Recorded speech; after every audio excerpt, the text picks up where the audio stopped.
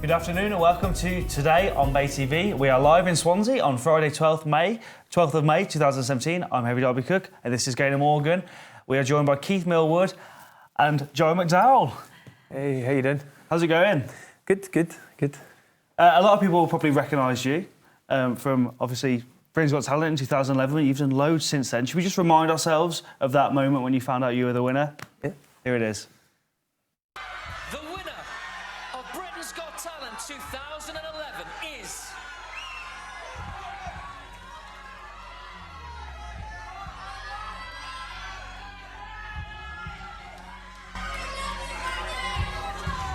McDowall!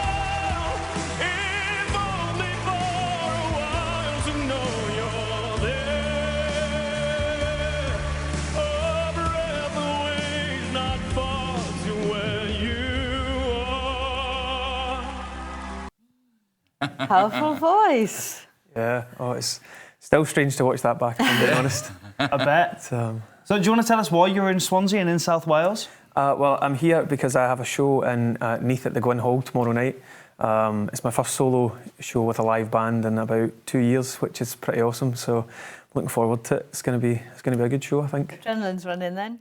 Yeah, definitely. I got here yesterday and had my rehearsals with the backing singers, and the MD, and it was really nice to see it all kind of coming together. And I've got rehearsals today. We've got a kids choir from St Joseph's Primary School, so I'm going there after this to rehearse with them, and it'll be really nice just to see it all. Oh, that's thrilling for the school children. Yeah, I think it's really nice. I think I met them before. I've been down before to meet the MD, and I met the kids the last time I was down, which I think was probably this time last year, and it was really nice just to see the kids do their thing, and I love music, and I love anything to do with music, and I love the fact that kids are being nurtured to be musical, and the fact that they want to come and do this as well is really nice. So it'll be a good night, I think. That's important, Keith, isn't it? Oh yes, well yes, and you actually came from amateur theatre and played main parts in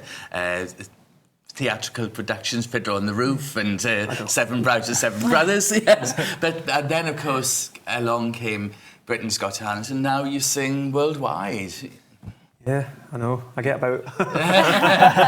There's the cruise ships, and then you've got some work to show. Do you have to pitch yourself sometimes? In Los Angeles. Do you have to pitch yourself sometimes? Yeah, sometimes. I mean, it just depends on what you're doing. I think for the cruises, because it's a different world.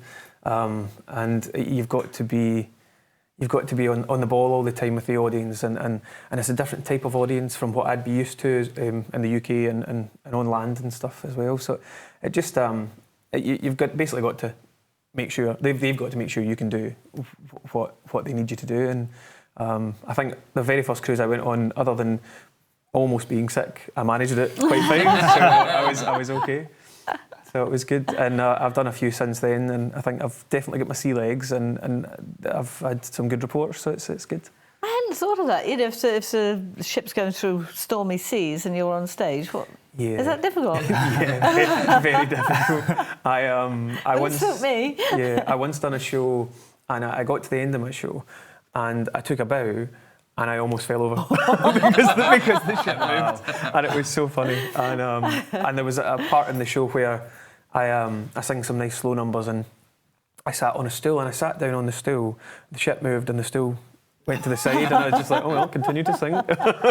Can't stop. And they're magnificent theatres on board ship, aren't they? Yeah. They aren't just thrown together in a corner. They are the most magnificent, as if it's a West End stage. Yeah, they are. I mean, some of the ships have got beautiful theatres, and it's actually, I mean, you would sometimes, depending on what the sea's like, you wouldn't actually know you're on a boat.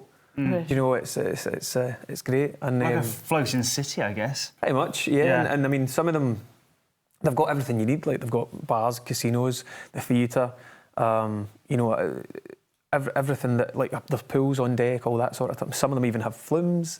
Wow. It's crazy. What would you want in life? But let's roll it back a little bit and talk about Britain's Got Talent. It's obviously 6 years, because it's on at the Almost, moment, isn't yeah. it? Yeah, almost Are you 6. watching the current series? I do tend to watch it. If I'm, obviously tomorrow night I won't be watching it because I'm gigging. But if I'm in, I'll watch it. And normally, you know, friends will say to me, you know, such and such is really good. You should check them out, and I'll go and have a look. And I enjoy following it because obviously that's where I came from, and it's where I got the start in my career. And I think that it's nice just to watch people going through the same journey. It's weird though, I'm not going to lie, because you know what they've been through, and you know the background and all that sort of thing. And it's strange because, I just see them as me. Like, you know, it's just that's what I was like when I was on the show. But it's nice, and I also get to, because I do gigs around the UK a lot, I get to see people now coming off those shows, and it's nice because we share something, because they've been through what I've been through, or I've been through what they've been through, and it's really nice just to get to meet other artists. Was it life-changing or career-changing? Like, definitely. I used to, as Keith said, I used to do amateur theatre, and I dreamed about performing and being on stage and doing things like that, and I just never thought I would get the chance to do it on a kind of global scale. And with Britain's Got Talent coming along and being on the show and winning, it just completely changed everything. It opened doors that were never there before and things, so it was great. Let's just have another look at your performance. I think this is You Raise Me Up. Shoulders, you raise me up to more than I can be. You raise me up so I can stand on mountains. You raise me up to walk on stormy seas. Well, I am strong when I am on your shoulders. Wow, that's awesome. And where was that? I actually shot the video in Los Angeles. The guy on the piano is Kurt Snyder.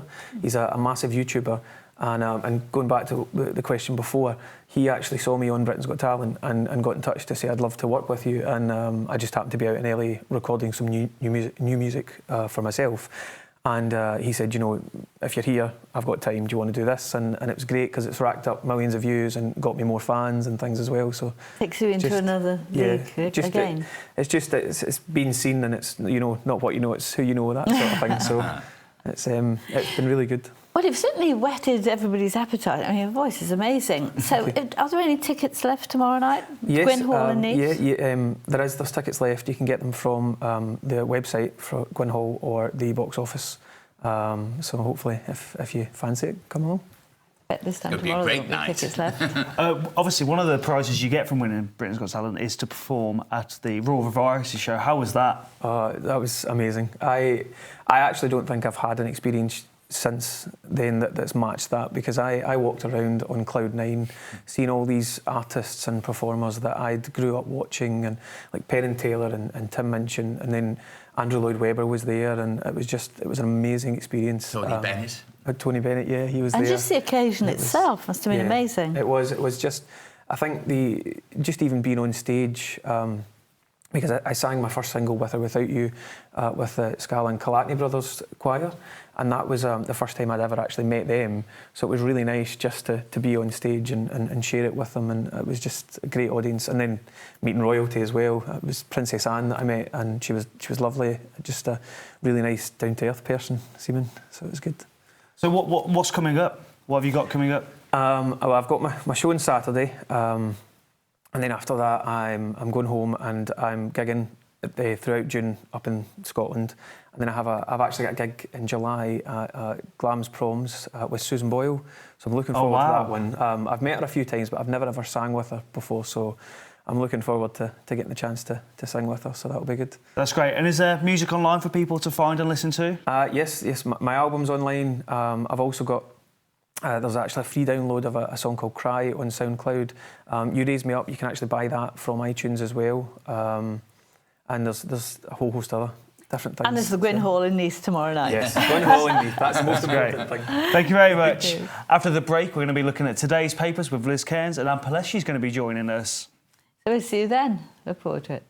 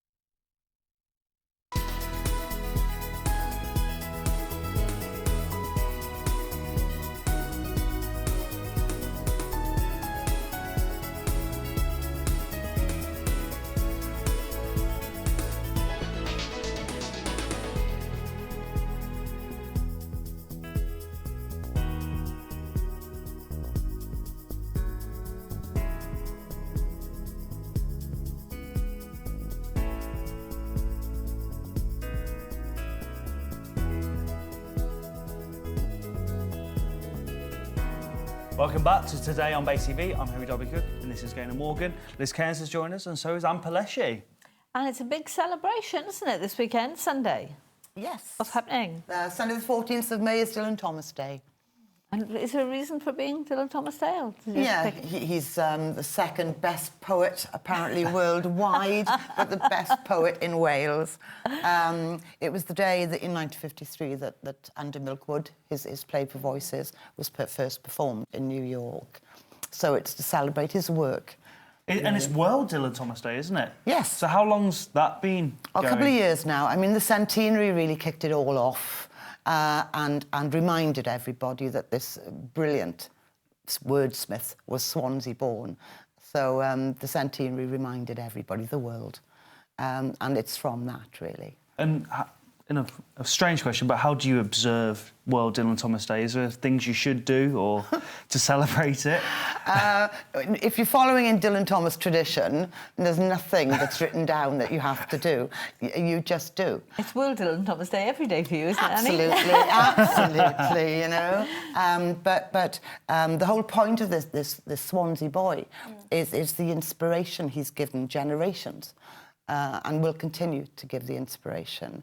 So his work alone, if not only that, but his lifestyle, will give people inspiration to do something in the arts, performance arts or written art. It's been recognised more now in schools as well, isn't it? Yes, yes. It's really nice. I know, because I was in the Welsh school, we touched on Dylan Thomas, but you were saying before, in the English schools, they weren't really, whereas now they are. So that's really important. Perhaps we should hear from the boy himself, should we? Yeah. Here's a clip.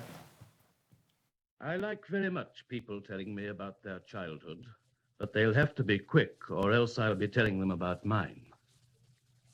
I was born in a large Welsh town at the beginning of the Great War. An ugly, lovely town, or so it was and is to me, crawling, sprawling by a long and splendid curving shore, where truant boys and sandfield boys and old men from nowhere beachcombed, idled and paddled, watched the dock-bound ships, or the ships steaming away into wonder and India, magic and China, countries bright with oranges and loud with lions. Threw stones into the sea for the barking outcast dogs, made castles and forts and harbours and racetracks in the sand, and on Saturday summer afternoons listened to the brass band, watched the Punch and Judy, or hung about on the fringes of the crowd to hear the fierce religious speakers who shouted at the sea as though it were wicked and wrong to roll in and out like that. Even his voice is entrancing, isn't it? And of course, the voice, the recording is of its time, isn't it? Which makes it all more And he was poignant. known as the voice of radio. He really was. Yeah, and he but just practiced listen in his home, in the bathroom, in 5 Cumdonkin. Well, he'd done a lot of amateur dramatics, hadn't he? Wasn't he in Little Theatre? Well, he was in the Little Theatre, Yeah. and of course the Little Theatre, which is housed in the Dylan Thomas Theatre down in Swansea Marina. The Little Theatre was the first amateur theatre company in Wales. Where was it then, though? Was it in Mumbles or It was based down in they practiced towards Mumbles more, but his sister introduced him, silly girl, because he was a better actor, silly girl, you know. He was a better actor than she was. Yes, yes. Stood him in good stead, though, when he came to recite his poetry. And Well, he came alive. He was always nervous before he performed. He used to take a little drop of Dutch courage, but once he got on the stage, he blossomed. He came alive. He was a natural. He was a shy man, you have to remember that. And so he covered that. Oh, make me a mask, he said, wasn't it? He covered that by his performance. You must know that. I was going to say, actually, yeah, a lot of actors or performers, they tend to be like that. They tend to be shy, but then they come out to themselves and a lot, and they don't tend to like to do interviews. that's really interesting. Yeah, yeah. A lot of my friends, I'm exactly the same. As you all know, I'm shy. Everyone went quiet. I hadn't quite picked up on that. Well, obviously, Anne, you're involved in the poetry show here at Bay TV. We all love it. And on Monday, there's a special going out for World Dylan Thomas Day. Do you want to tell us a little bit more about that? Yeah, thank you for that. We've got, Chris Davis and I have got 3 guests coming in. And really what we wanted to do was to show the diversity of the influence of Dylan. So we've got a singer-songwriter, a local singer-songwriter coming in who wrote a song for Dylan's mum, Florence. It's beautiful. We've got an actor from Larne who can recite Dylan's work verbatim. And we've got a Swansea-born woman who was influenced by Dylan to write poetry lately. She's retired now, but she's now come in to writing poetry through Dylan and what he gave her in her childhood, really. So that's a show not to be missed. It's a very interesting show, and we're hoping that you know, it will indicate how important Dylan is over a broad spectrum, you know. Now, of course, you've been you've studied Dylan Thomas, really, haven't you? So when did you first become interested? When I was in school. All right, so a lifetime's involvement. Because I found him. I heard him on the radio. Well, not him, but the play under Milward. And I went to a local grammar school and made the mistake of saying to our English teacher, oh, you know, why aren't we reading, you know, Dylan Thomas? And she just sort of said, because he's not on the reading list. Really? Sort of thing. So he wasn't made much of then? Nothing. You'd never been mentioned in school, throughout school. But because I was a rebellious child... Never. Believe it or not, I thought, I want to find out more about this bloke. And I got entrenched in finding out about him rather than his work. And then eventually to try and understand his work through knowing him, if that makes sense. Then, of course, you took on the renovations or complete restoration, really, of his birthplace. Yes. Yes, my ex-husband and I did that. That's still open to the public. But I got more connected then, through that restoration, with Dylan's mum, who was the most understated influence in his life. And I felt her there. I sound like a spiritualist. I'm not a spiritualist, but I felt her presence there. And I think it was because love went back into that house in the restoration. In what way do you think she was such a big influence? Because Dylan himself said the first poems he heard were nursery rhymes, and he didn't understand the words, but he loved the colour they brought him. And it's his mum who sang those nursery rhymes, who read those nursery rhymes. You know? I love the story about how you found a window that was closed up. Will you share that story with us? Oh, it didn't yes. match the poetry, did it, the setting of the house? No, when we took the house on, it was a very run-down student let, thankfully. The landlord didn't do anything to the house, so we could scrape it back. But it didn't make sense because Dylan might have been a time shifter in his work, but he wasn't a liar. And nothing in that house made sense because we couldn't see what he said he could see. And the painter and I had just finished painting the outside of the house with many expletives being shared. And the builder who was there said, we've got a problem in the back bedroom on the wall. And it was where a window had been blocked up. And the line you're talking about, is this the ships? Ships that sail across rooftops. But you couldn't see that? It. No. But when that window was opened, you know, when that void was opened, on the lower terrace, you could see the bay. And you could imagine that busy docks. And the ship sailing with the ship sailing across the rooftop. Lovely story, isn't it? It's lovely. Yeah. And I swear to you, that house raised its shoulders and sighed. It sort of went, right, it's okay. Now we're all right, you know? Yes, it's lovely, lovely. So it's been a lifelong interest, and it's opened up lots of doors for you as well? Very much so. Very much so. And even when I withdrew from the house, through marriage, breakdown and things like that. As you do. Yeah. As you do. What Dylan did was open a door to a new life. And it also allowed me to start writing as well. Yeah. You know, so everything for a reason, and maybe being shouted at by a grammar school teacher all those years ago was the reason. To get back where we started, just recap on some of the celebrations for World Dylan Thomas Day. Well, they're going on everywhere. In Wales, in Argentina, you know, in Scotland, all over Britain. There's music. In St James's Church, the Dylan Thomas Society are doing music with the Dunvant Male voice choir. And we've got your programme on Monday. You've got us on Monday, which is the most important one. It definitely is. ATV Swansea. Yeah. That's great, Annie. It's really And that is an extended version, isn't it, as well, I think? Is it? Yes, it is. It's an There hour we go. long. It is. So one not to be missed. Thanks, Thank Annie. you. Thank you so much. Next, we're going to be inviting Steve Flett to the sofa. We're talking boys' toys. Well, techie toys. See you then.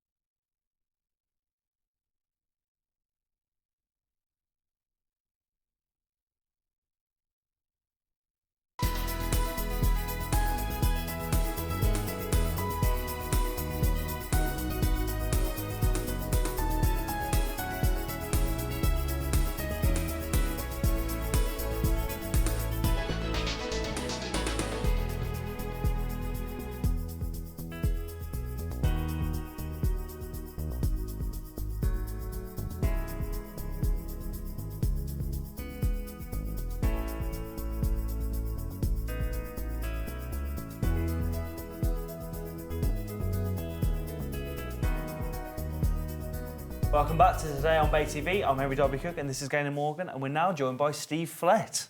And Steve is the man who holds my life together. Because you're a techie guy, aren't you? Yeah, I'm a full-fledged geek. Everything I do seems to be tech-orientated, so yes, I'm very much... And that's actually your business, isn't it? You yes, help I... and support people with their computers and... Yeah, I trade under a name called I'm Stuck, which I thought would be a brilliant one when people typed it in Google, that they go, oh, help, Steve, I'm stuck, and it comes up really well, which is remarkable because that is not my business name. No. I wanted to be called Home PC Support. But I had a phone call once and someone said, Steve, can you help me? I'm stuck. And I was just about to buy the domain name. And, oh, wait, please, I think that might be available. And it was, and my heart was in my mouth. So I was like, yeah, bought it, and took the call. And that wasn't me, although I'm probably his thickest customer, but there we go. No, you're good. Now, the great thing I find about Steve is that he's always positive, always full of life, and actually you are quite profoundly disabled, aren't you? Yeah. I think if you were to turn your head to the camera, you've got a little box on your head. Yeah, Can you see that, yeah? Yeah. And I think otherwise you couldn't really hear us, could you? No. If this hearing aid doesn't work, unfortunately, nor do I. And I'm really grateful for the support from the local audiologist in Neath, Port Talbot. I bend his ear all the time. You bend his ear, is yeah, it's a good pun, isn't it? But I've got him on email. He's probably the worst thing he should have done, because I'm like, this is not good. This is amazing technology where it changes sound into bone conduction, like hitting a tuning fork and hearing the sound vibrating through the bone. This hearing aid does both ears. And it's really remarkable software and tech that's in there. Doesn't always work in my house with old stone walls, does it? I talk to you from one room to another. Yeah. Well, hearing aids typically are poor with directional hearing. They're trying the best. But you should be sitting behind me, really, and I could hear you. If we were on a tandem bike, I'll be there all the way. But you can live with that. Yeah. And you're endlessly supportive, I find, of other people who have hearing problems or even general health issues. Yeah, I think this is... Well, my technology story started because of my own disability, if you call it that.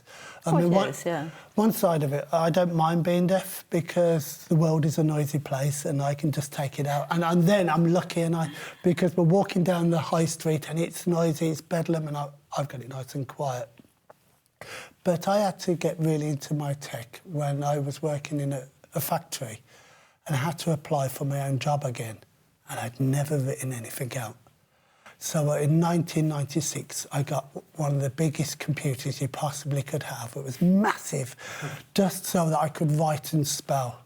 I won't lie to you, my education was dreadful. Well, it was affected because you couldn't hear? Yeah, they didn't diagnose my deafness to the age of 10. So you can imagine how... They just left you sitting in the class? Yeah. I don't know what they would have labelled it on. At that time, it was called being backward. And then it got called a learning difficulty later. When I left school, I was told I had a learning difficulty. You're a highly intelligent guy. It's sad, isn't it? That very sort much of... so, yeah. Yeah, but I think everyone finds something they're good at. And I'm very lucky to find that computers are really easy for me. So I now use computers. I work with a lot of people with physical and learning difficulties. And we adjust the computers. I can see that you've got Apple Macs around here. And the Apple Macs are one of the best in a thing called accessibility, where you can adjust the computer around someone's physical or sensory needs, and absolutely amazing. You're seeing a lot of it now with the adverts where people are talking to a box and say, tell me what the weather is today. Mm-hmm. That is a big part of accessibility. And it's something that I had to learn a lot of to be useful for me. So that when I'm using my phones or stuff like that, and my dyslexia and reading and writing skills, of course, are not as high as they should be, the technology helps me out there with it. Never held you back. Now, you're endlessly telling me about all these new things. You'd probably be fascinated. So Steve's brought in a few toys. Would you like to share them with Henry? Yeah, I'm be lost on me. I'm going to show you this. Right. And nothing special. Looks like a mouse. It is a mouse. Oh, well. Yeah. But you notice I put a piece of paper in the one side. This is because when you're working with people with physical disabilities, they may claw the mouse And everything is now popping up on the screen. So when you're teaching people one-to-one support, you will slow things down. But if you can disable that mouse, that's how you do it. Just put a piece of paper in it. Now it's a single button mouse. And it helps when I'm working with people with cerebral palsy to get their touch right. And I could tell you another time about some of the wonderful stories of working with people with cerebral palsy and how we're getting some real fine colouring in pictures and them using the computers consistently. So that's kind of like a life hack, isn't it? It's such a simple thing, but it's one of those things that so many people wouldn't think of doing. Well, they get scared by technology because we're kind of left, get out the shop, you bought some new tech, get on with it. But there's no support after that. And that's what I love about my job, that I'm working with people and supporting. The one side of my job I don't like is when an elderly person has been scammed and I'm walking into the house and they're in a bad way. They're in absolutely a dreadful state and there's no support. They ring up again thinking they're going to talk to their antivirus provider. They get scammed again. You know, one after the other, because as soon as they type in, how do you contact Norton? First 5 hits. You don't have to be elderly to fall for that. No, you don't, but it's... it's cruel. It's just one last thing. Their money isn't coming in. Their pensions are never being replenished, and it's been stripped away. So that is it. What else have you got there? This is my favourite toy. Looks like a torch. Yeah, but it's a video camera. Wow, OK. This is one of my bugbears of GoPros and cameras and all that stuff, is that you want to get the camera out and start videoing. And there isn't much action. But if you hold your finger on there... Right. Can we video ourselves being... And then let go, you'll feel it vibrate. Oh, yeah. And as you let go now, that is recording. Yeah. You hold your finger on it again for a couple of seconds and now it's stopped recording. OK.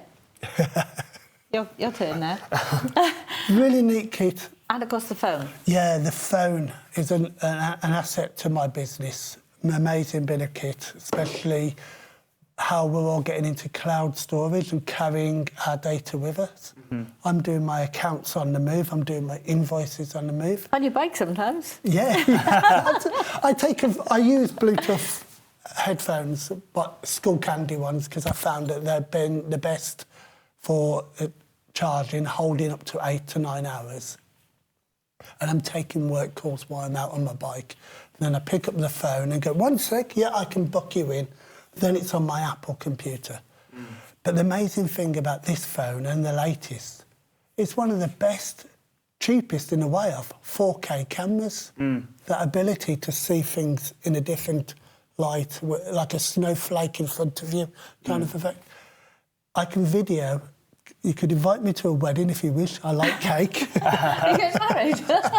And I will sit there like I have people taking a picture and I go 1, 2, 3, 4 and I'm videoing consistently. And then I will edit it in the corner and I will email the person then and say, here's your wedding video. It's amazing. And they haven't even left the premises and they've got it. What Steve's too modest to say is that he cycles for thousands upon thousands of miles a year to raise money for charity. Yeah. And you used to drink, we all drank, but you ditched all that and you into your cycling. And how much money have you raised, do you know? Over 6,000 easily.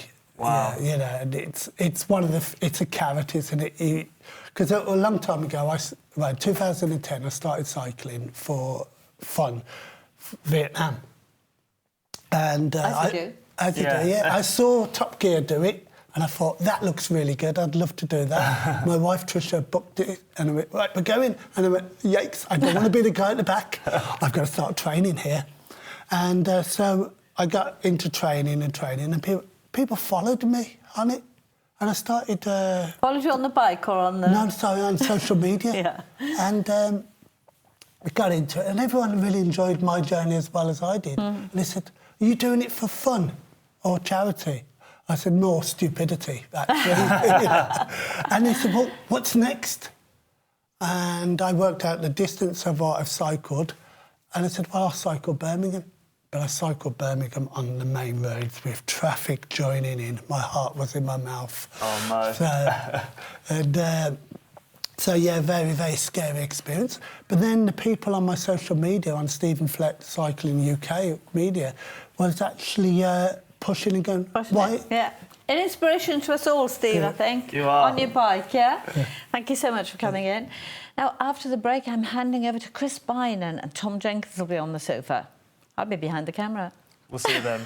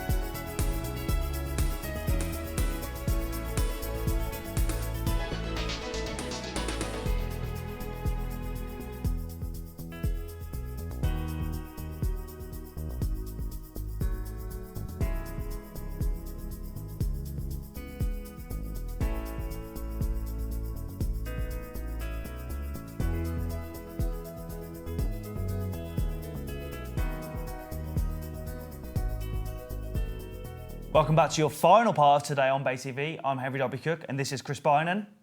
Before Tom Jenkins comes to join us on the sofa, let's hear from him. Take it away, Tom.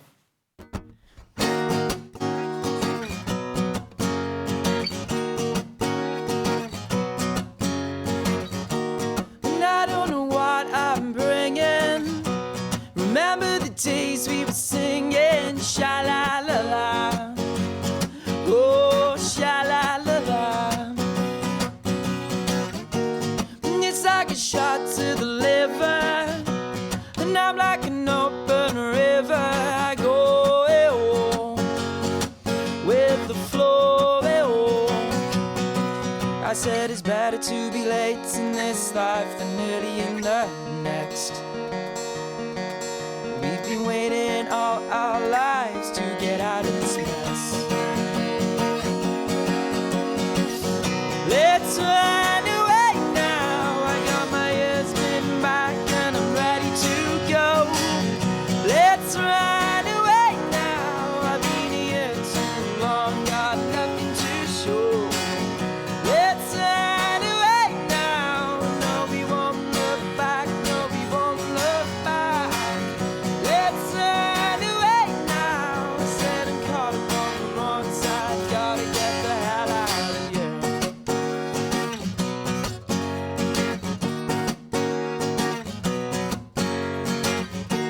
Why do we need direction if we don't know where we're going or where we're showing up? And this whole town is static, and everyone's systematic. They're planning their ways to get out of the race. I said it's better to be late in this life than early in the next. We've been waiting all our lives to get out of this mess. Let's run away now. I got my husband back and I'm ready to go. Let's run away now. I've been here too long, got nothing to show. Let's run away now. No, we won't look back. No, we won't look back. Let's run away now. I'm caught up on the wrong side. Gotta get the hell out of here.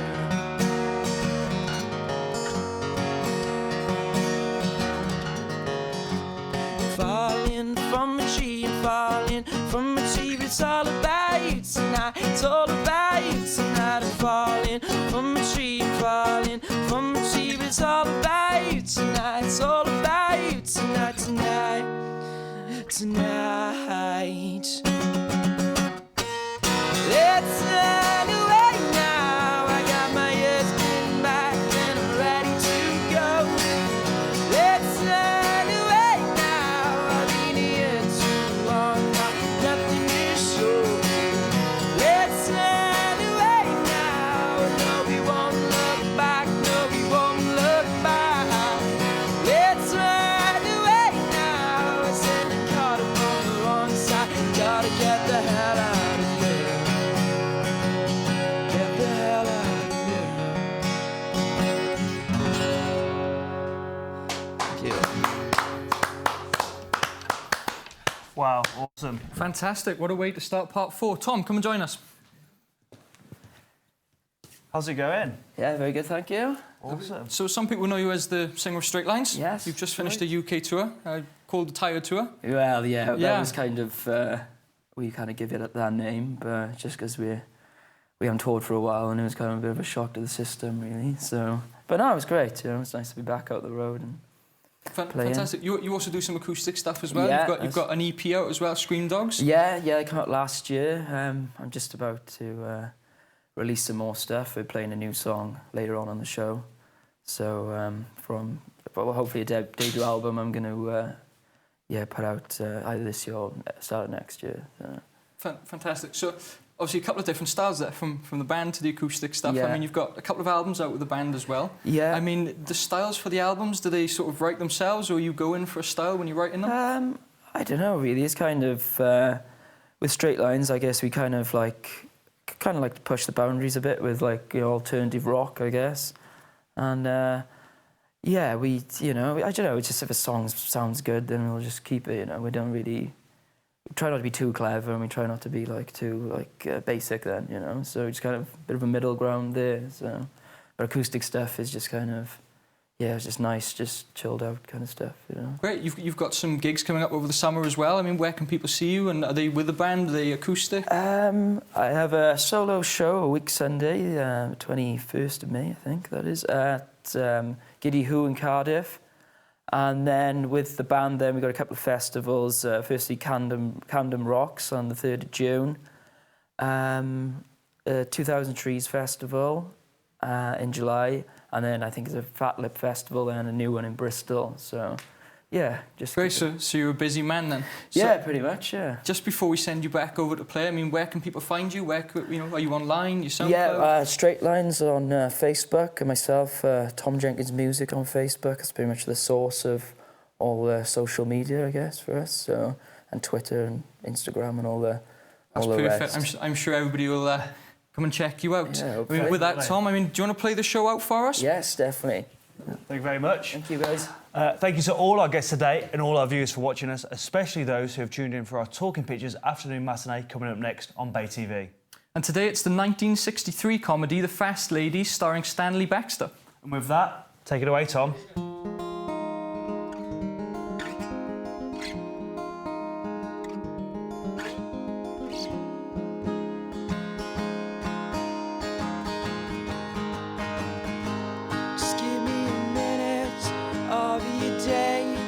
Let me say what I gotta say. They can't go on forever, chasing dreams that aren't so clever. Well, this old town with a bridge in the clay, where all your dreams will fade away. It cuts me to the bones. I could have been the next Tom Jones.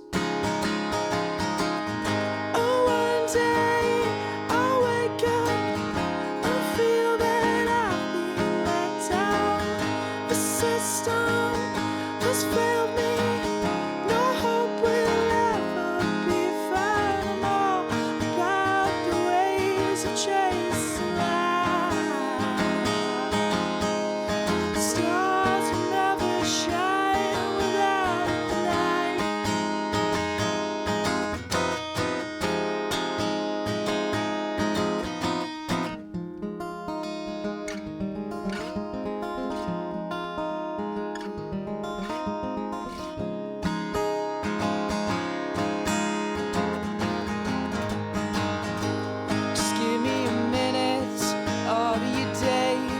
let me say what I gotta say. This world didn't give you a thing, just a guitar and a way to sing. Well, I'll be that man who dwells on the past. Tell all the kids the life moves too fast. It could have been well known. I could have been the next Tom Jones. Oh, one day